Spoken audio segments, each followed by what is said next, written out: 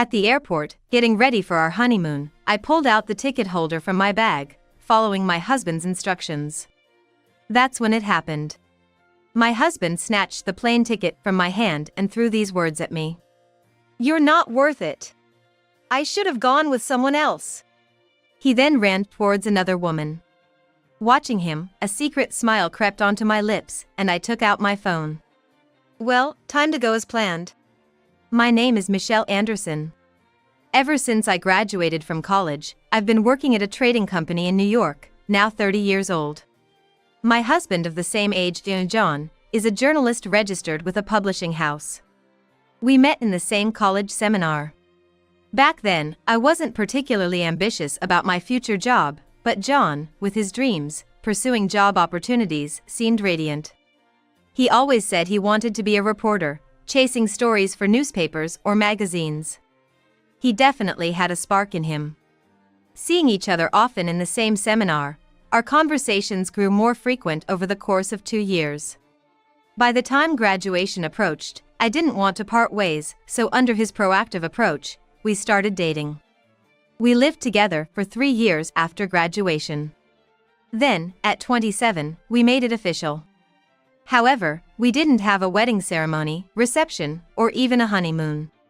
Both our parents weren't thrilled about it, but while it was easy for me to get extended time off, John, who always prioritized his work, especially during incidents, couldn't do the same.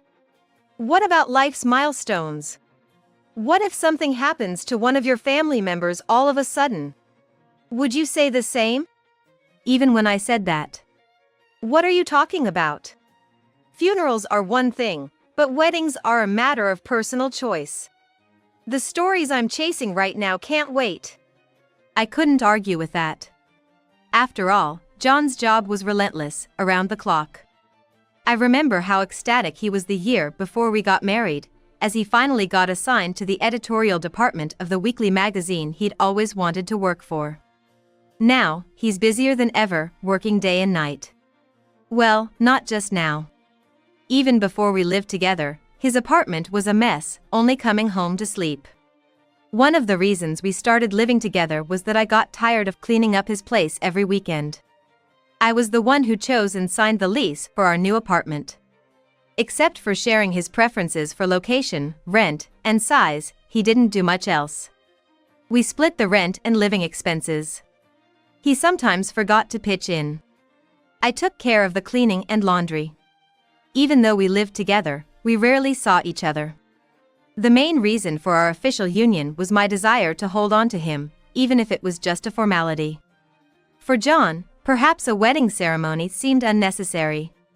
But for me, even if it was just symbolic, I wanted a commemoration, a milestone.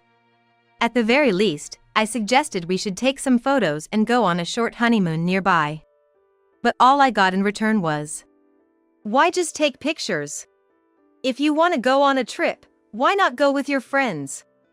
I ain't got time for that." Many of my college friends who were in the same seminar would say, "That's not right."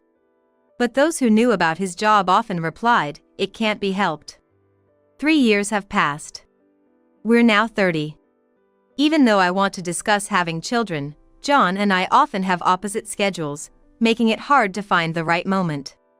All I do is rush between work and household chores every day. I started wondering, why did we even get married?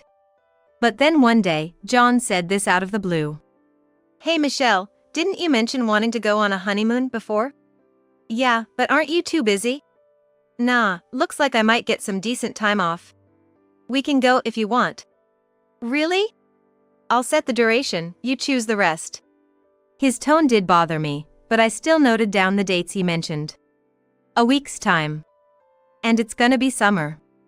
So I thought maybe a cooler place would be good, so I considered going to Alaska. I went to the bookstore, picked up a few travel guides, marked places I wanted to visit, and showed them to John. "Hey, can you look at this? I want to go here." Before I could ask him where he wanted to go, he dismissed me with a wave of his hand. You choose. I'm fine with anything." Oh, okay. Something felt off to me then. Maybe it's unfair to expect much from John with his busy daily life. But this is supposed to be our honeymoon. Our very first milestone. I wanted to discuss and decide the destinations with him. Is it wrong for me to hope for that? Even though we've lived together for years, our lives barely intersect. When was the last time we had a meal together? I realized that we hardly ever spoke to each other. Even when I initiate a conversation, he often responds with phrases like, "Do whatever you want and I might let you handle it if you insist." Come to think of it, that's how he's been about chores as well. I remember John, back in college, saying something like this to everyone. In today's age, couples should both earn and equally share household chores. Splitting chores is just fair. You sure you can handle that? I can cook, at least. I was quite impressed at the time. He wasn't wrong. Although he mostly eats out, occasionally he seems to cook for himself. I often find dishes I didn't use in the sink. But all other chores are on me. I always end up cooking, cleaning, doing laundry, taking out the trash, everything.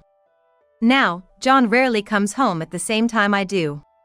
Once in a blue moon, we get to have dinner together, and it's a relief. But even then, he's constantly glancing at his phone on the table. Once dinner's over, he quickly moves to the living room, seemingly messaging someone on social media. All the while, I'm busy cleaning up. One day, slightly irritated by his indifference, I commented, "You seem awfully busy texting." "Well, unlike you, I have work contacts to keep up with." He probably wasn't wrong. By the way, he often leaves his smartphone unattended. Like when he's taking a bath or napping on the living room couch. It was by pure chance that I peeked into it. He was messaging a woman. Who is this person? At that moment, I shoved my smartphone screen in front of a groggy, just awakened John. The name on the screen read Anna Johnson.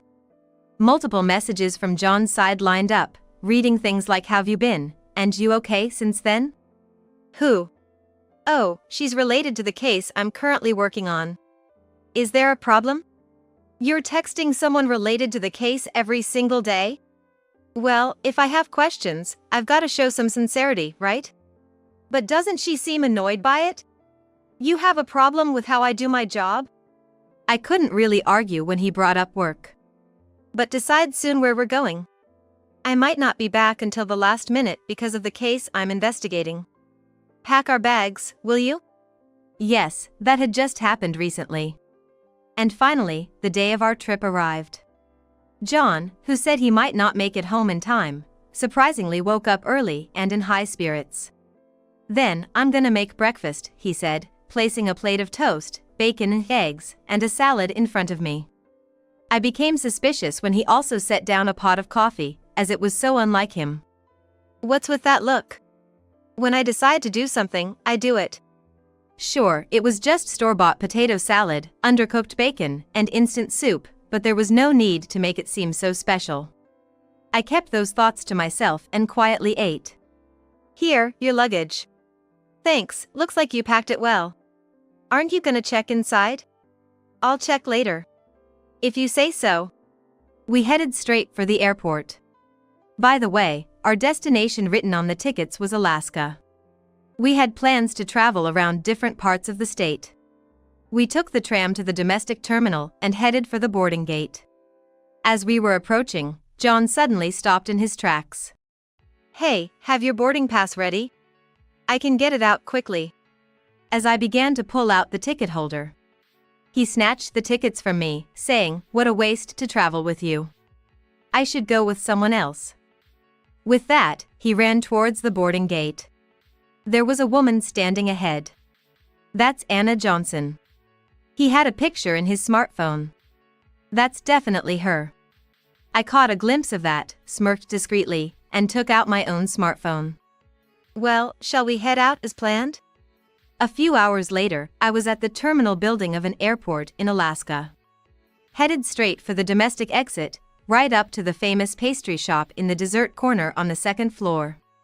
I knew John and Anna were at the eat-in space there. I confidently walked in and approached the two of them who were enjoying an airport-exclusive sundae. Found ya! John, who had been gazing dreamily at Anna, suddenly paled, a bit of ice cream still on the corner of his mouth, looking at me as if he'd seen a ghost. Wait. Why are you here, Michelle? Anna jumped up and threw herself at me. Michelle, I've been so scared. I gently rubbed her trembling back, while giving John a stern look. What do you mean? Why am I here? Do you know how many flights from different airlines land there? I just took the earliest one. Are you really a journalist? Not even knowing something so basic. Ugh. Exactly. How can you not even realize that, John? What kind of journalist are you? From behind me, a deep male voice slowly approached, making John look even more tense. Why?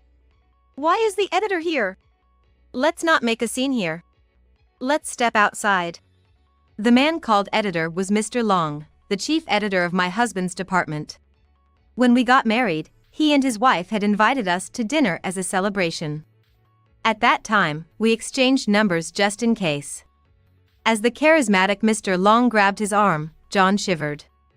Anna, walking beside me, intertwined her arm with mine, while John looked on, completely baffled. Every time he tried to get closer to Anna, Mr. Long would firmly hold back John's hand. We pretended not to notice as John clicked his tongue in annoyance. It's less crowded over here. We headed towards a special room on the 3rd floor we had reserved earlier. A man already inside stood up and waved at us. Hey, over here! John's expression turned to shock and he stopped in his tracks. Come on, why are you stopping? Wait, Michelle, why is my dad there? Well, you left me behind, so I just invited everyone. Why not make it a family trip? That's right. It's your fault for thinking you could go on a honeymoon with another woman. Mr. Long started dragging John. It's okay. I whispered to Anna, and she nodded. Sorry for the wait, mother and father-in-law. We've managed to capture John. Capture? Exactly, a man who thinks of going on a honeymoon with another woman should be captured, don't you think? Even you, Mom? And you used Michelle's money for all this, didn't you? Father-in-law? Yes, it wasn't just the in-laws. My parents were there too. And another man, in a suit with glasses. So, is this the young lady in question? Who are you? Sorry for the late introduction. I am. He handed a business card to John. A lawyer? Why? In fact, I received a request from both Michelle and Anna here, John said. Michelle did? Wait, more importantly, Anna, why on earth? John reached out to her as he said this. However, his hand missed as Anna dodged it. Stop it. Anna? I'm sorry, Anna. I managed to get her out here with your help, but it seems that was my limit.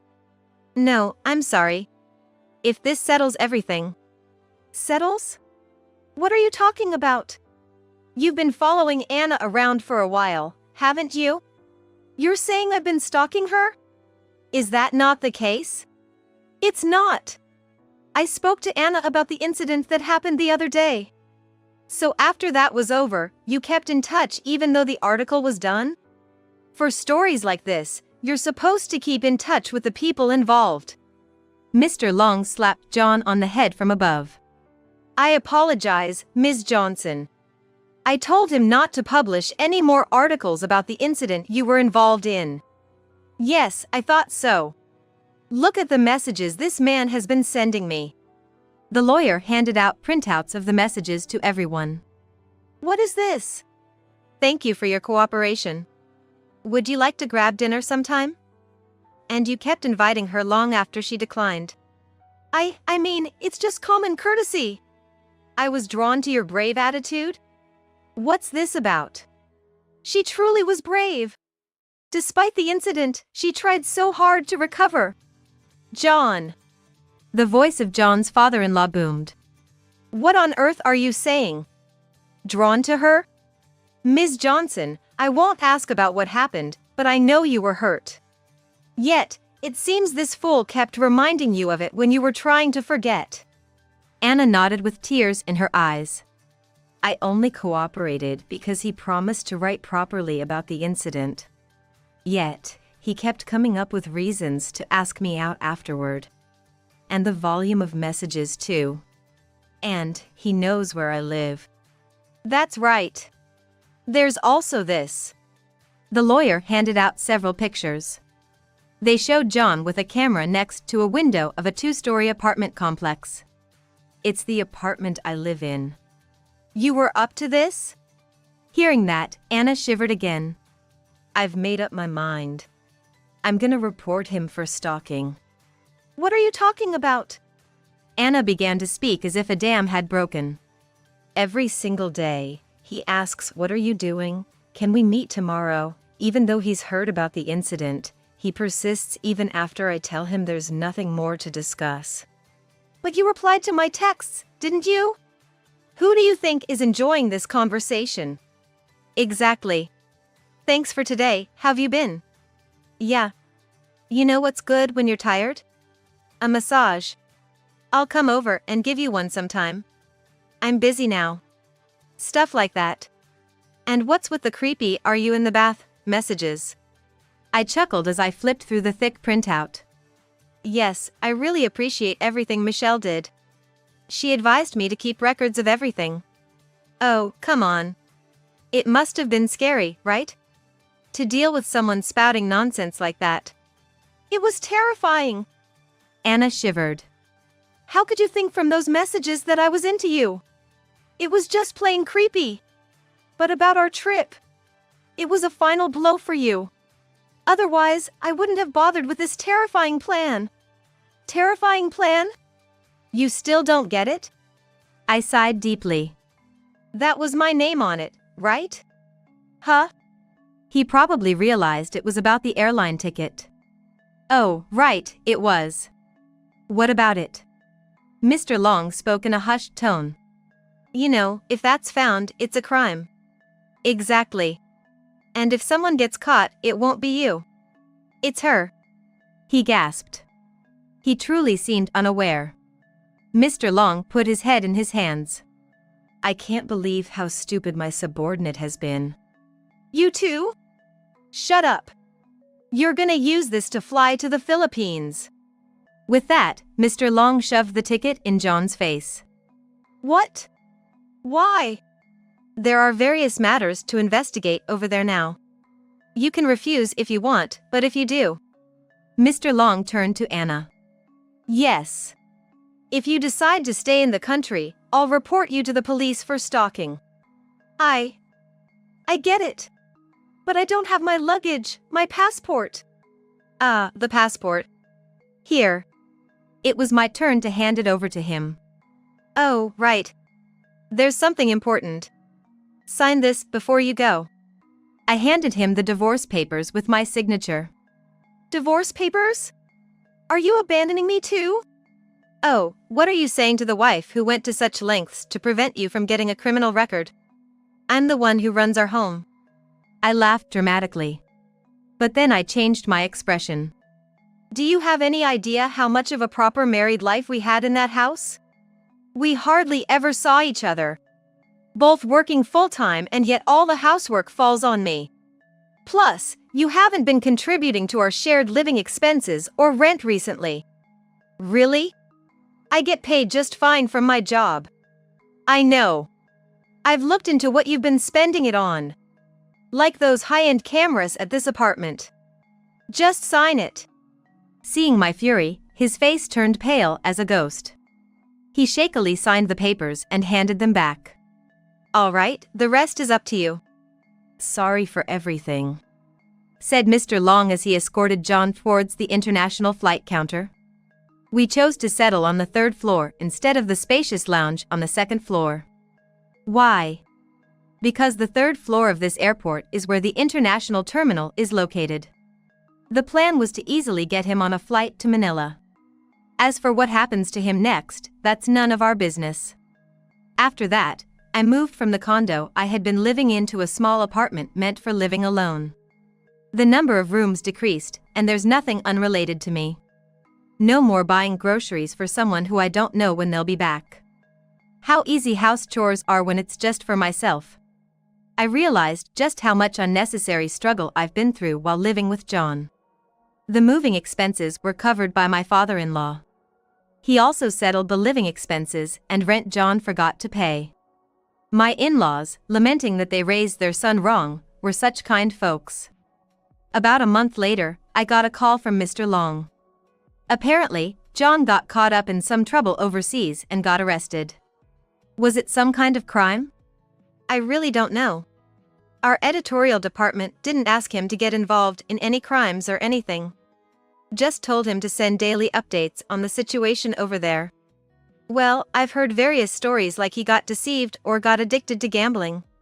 Told him if he could get a big scoop, we might let him return. Seems like John got too ambitious and ruined himself, Mr. Long indirectly implied to me. Since then, I haven't heard any rumors of him coming back. Michelle, over here. At the cafe we had arranged to meet, Anna signaled me. I quickly approached her table. Sorry for the wait. All set? Absolutely. How about you, Michelle? Look. I showed her the fan merchandise for the concert we were going to. We shared a cheerful smile, had a quick coffee, and then headed for the venue. During the time I was communicating about John's issue, I found out that Anna and I were fans of the same musician and we hit it off. We had promised to attend a concert together once everything was settled. Today was the long-awaited day. After getting married, I had forgotten such joys amidst the conflicting schedules with John. Now, I can spend time just for myself, with friends sharing the same hobby. Oh, I'm truly glad I made that decision back then.